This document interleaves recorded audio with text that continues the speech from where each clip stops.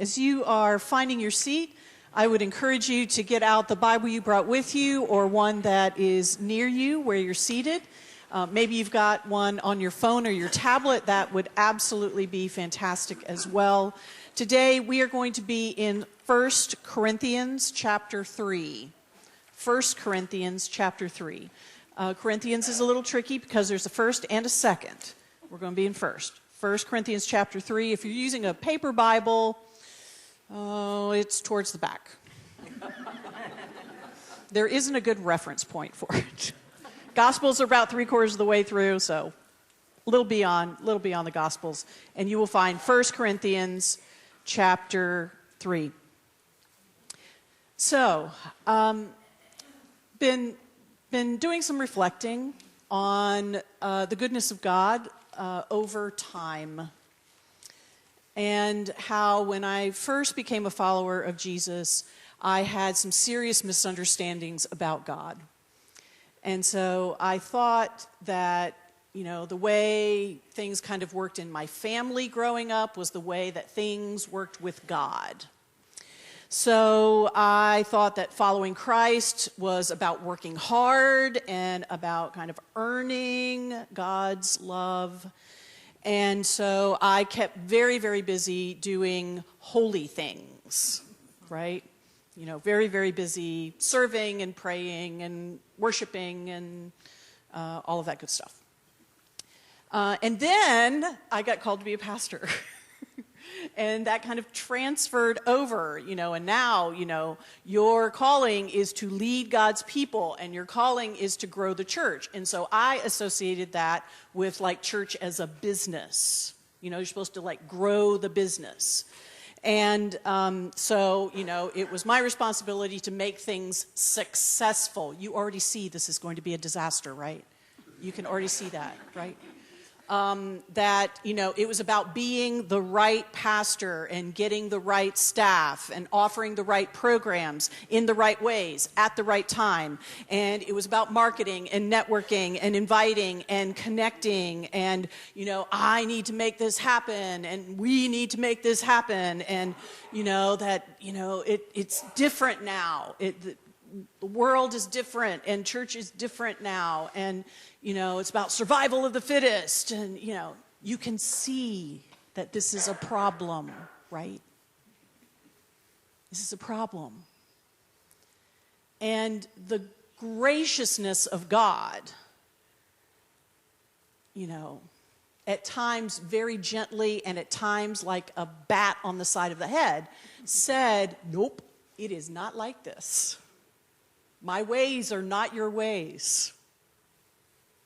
And God would draw me to scriptures like Matthew 13, verses 31 and 32. Matthew 13 is this beautiful passage that's full of all of these. The kingdom of heaven is like this, and the kingdom of heaven is like that, and the kingdom of heaven is like this. And one of those beautiful parables is the parable of the mustard seed.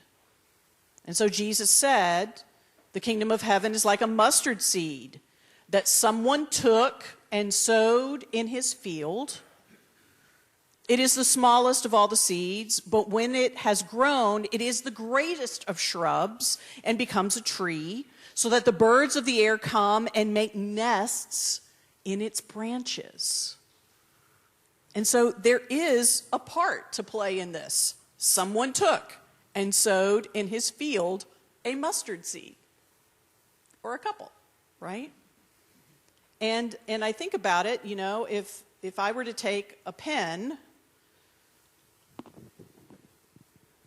and to do this,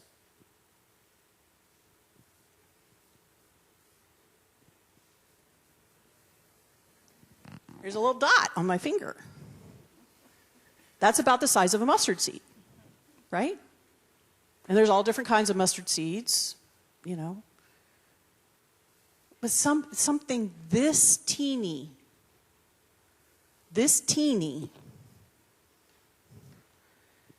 grows and grows and grows. Grows in ways that are small at first, hidden at first, but grows. And so It's not about me, right? It's not about us all by ourselves. We have a part to play, absolutely. We believe in the grace of God that is at work in the world, working things for good, working things for wholeness. We absolutely believed that, and it is a responsible grace. We are able to respond to the grace of God at work in the world, but it's not us on our own. It's not me on my own, thanks be to God. We have a part to play. God is at work. And so, will we lay aside all the anxiousness and pray for eyes to see God at work? Because God is at work. Will we lay aside the hustle and trust that God is at work?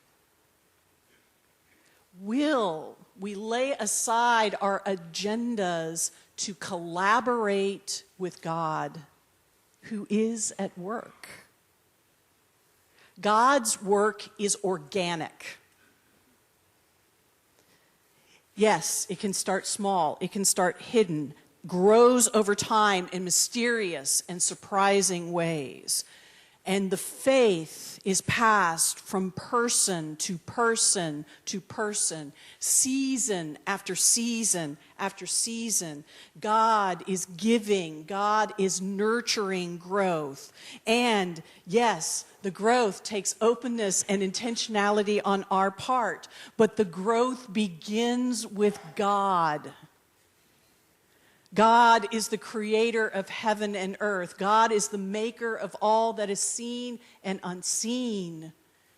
And we get to join God in this creative, collaborative, organic life.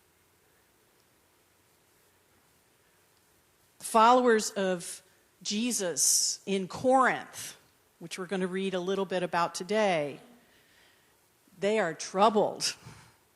It is all. It is. And one of the things, just one of the many things that the church in Corinth is struggling with is leadership. They are struggling. They have become divided.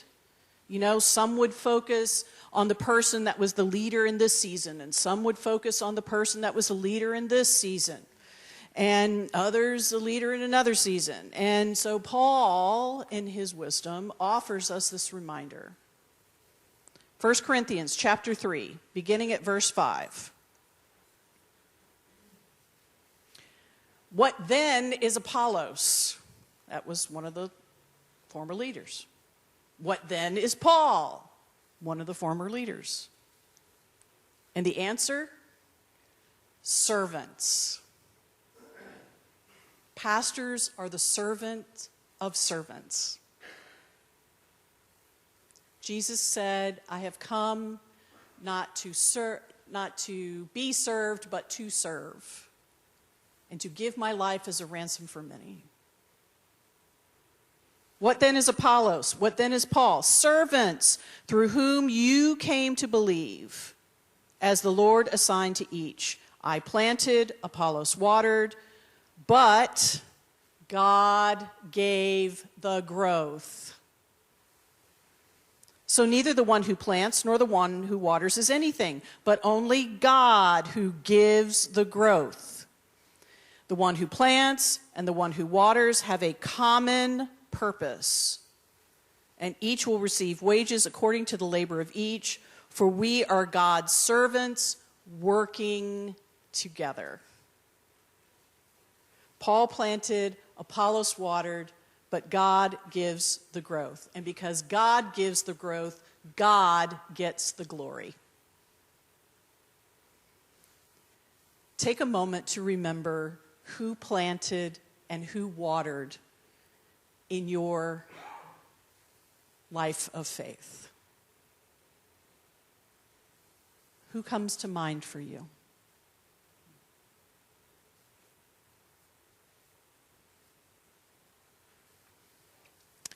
My great-grandmother comes to mind for me.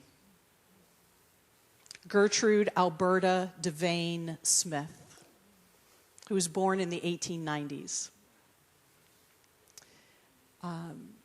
For a long, long time, Grandma Smith was the only practicing Christian in our family. I am convinced she prayed me into the kingdom. I remember Diane Canfield, who walked with me in high school when I was a brand new follower of Jesus. I remember my seminary professors. I remember my clergy covenant sisters that I've known many of them since seminary. I remember authors along the way whose books influenced me greatly. I remember workshops that I've attended. And I remember you. You have taught me so much. And I am so grateful. We are the harvest of the faithful servants who have come before us. And we are the ones planting seeds for the generations to come. There were folks who gathered back in 1903 in a one-room schoolhouse when this area was still called Coronado. Reverend Caxton Doggett served in the 1930s. W.C. Stewart served in the 1950s. Bob Brown, Esther Robinson, Anil Singh, Laura Berg, Macon Armistead, Joan Harvey, and many others started our day school in the 1970s. The Boutique started in 2004. Jim Flores, his name just came up this past week. Jim Flores was a former Marine officer and executive at Eastern Airlines. He was a devoted man of faith, and every Monday morning for several years, he would take an apple pie to every first-time visitor who signed the registration pad. We were known as the Apple Pie Church.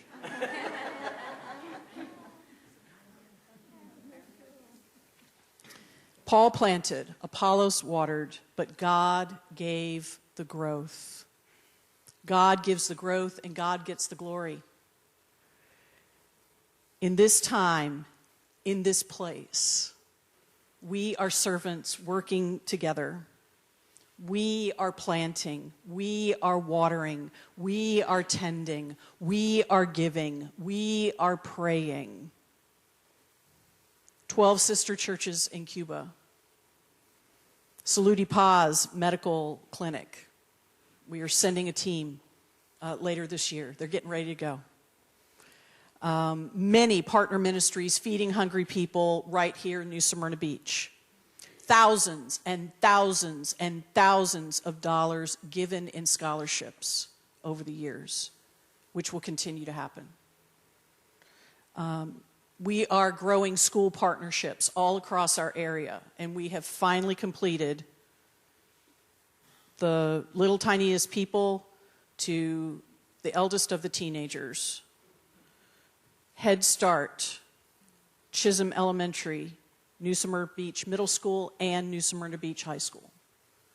We have a presence in all of those places because there are folks planting seeds, and there are folks watering those seeds. New small groups, online ministries, so that people can find a spiritual home. That's our heart. We want to be your spiritual home in New Smyrna Beach. God gives the growth. God gets the glory. There's also growth that's harder to measure, but we see it. The way that we speak to one another, honor one another, encourage one another, delight in one another. The ways that we are quick to pray and quick to listen and quick to give and quick to help. In conversations I've had recently, folks have said, I love coming to church because it is peaceful. What would it be like for us to be the place of peace in New Smyrna Beach? The peacemakers of New Smyrna Beach. I've had other folks say, I just love our congregation because of the genuineness that I experience here. That's a beautiful thing. Imagine what you and God will do together in the coming years. You are in good hands with Pastor Heather. What then is Apollos? What then is Paul?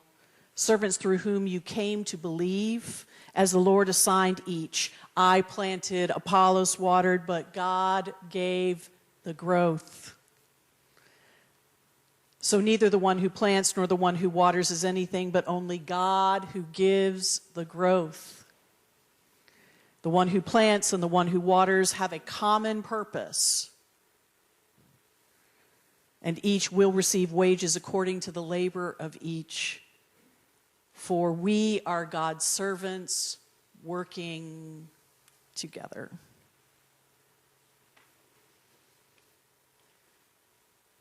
We are of the Wesleyan branch of the family tree. And John Wesley and Charles Wesley understood about working together and empowered people all over England to change that nation, saved that nation from a civil war. One of the things that's attributed to John is this saying that do all the good you can by all the means you can, in all the ways you can, in all the places you can, at all the times you can, to all the people you can, as long as ever you can. What if that were our common purpose? To love God and to love others, and to find peace and home with loving ourselves and loving the earth. God gives the growth, and God gets the glory.